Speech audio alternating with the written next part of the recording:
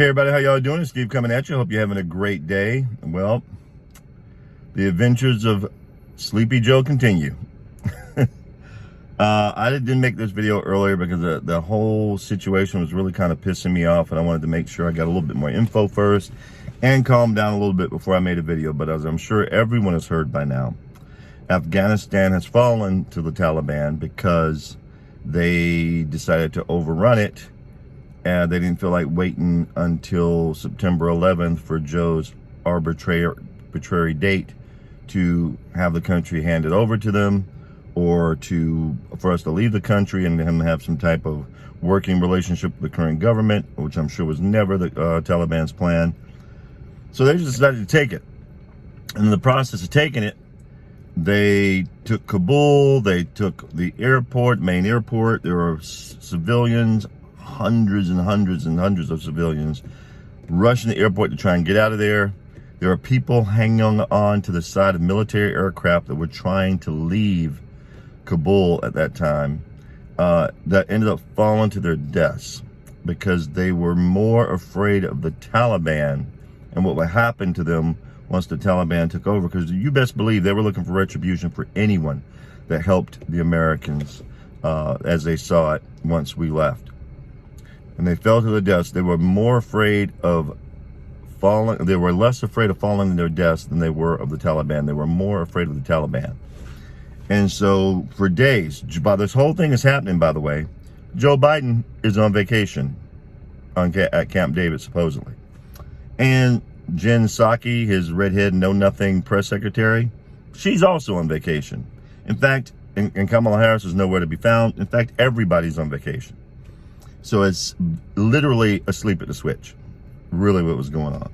And then after it all went down, even after Kabul fell, Biden didn't go back to the White House to give any type of speech about it immediately after. He was still on vacation.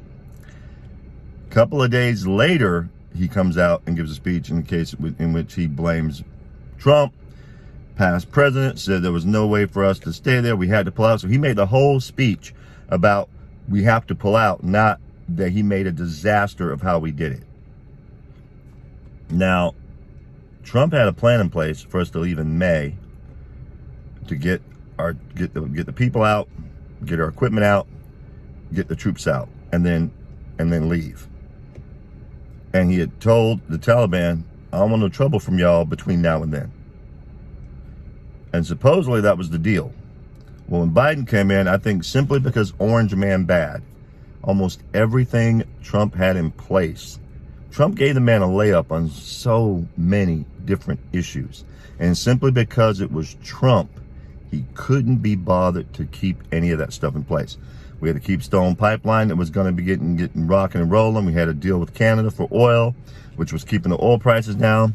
He shut all that crap down just because Orange Man bad, and now gas prices going up and up and up and up. I hear it's $5 a gallon almost in California. It's almost $3 a gallon here in Texas. Then, on top of that, gets in the office, essentially signals to illegals, you are welcome, we understand you're looking for freedom and all this other crap. Border gets flooded, can't be handled, overtaxing the immigration services, overtaxing the border control, to the point where even he realizes the problem, has to send Kamala to Mexico or Guatemala, where the hell she went. I think it was in Mexico, and she went down there and she was telling people, don't come. During the campaign, when they first got in office, and welcoming people, saying how much more welcoming they're going to be. Border situation was getting handled. Stop the construction of the wall. So now everything's getting flooded. Now they're having to redo or restart the construction of the wall. Not telling anybody they're doing that, but that's what they're doing.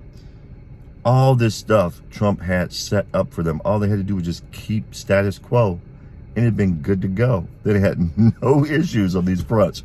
But because they couldn't help themselves, they had to touch it and F it up. Now they got all these crises. So, newest crises, we get essentially a Saigon moment. Some of you may be too young to realize what that is, but in Vietnam, when we left Vietnam, we were pulling people off the top of buildings with helicopters as the Viet Cong, basically the Red Viet Cong communist troops were rolling into Saigon.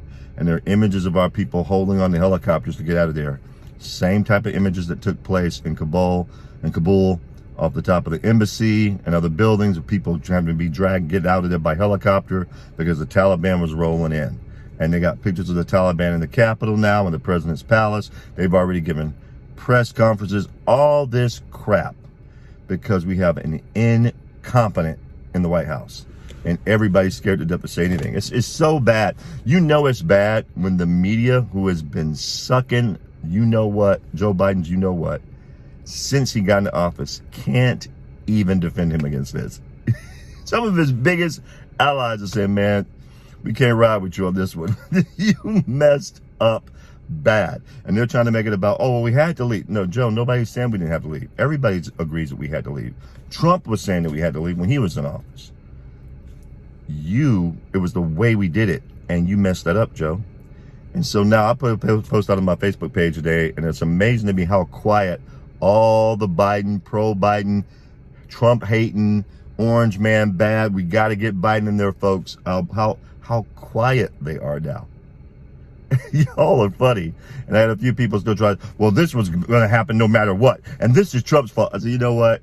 You can miss me with all that. It's been 8 months, y'all. It's been gone for 8 months. This is on y'all. You messed this up. Just own it. Just own it.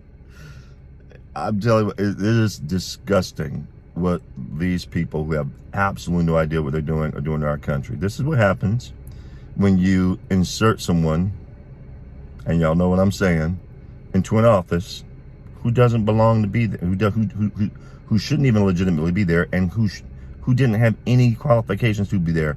Joe Biden's own people were saying he's been wrong on every major foreign policy decision in his life before he ran for president.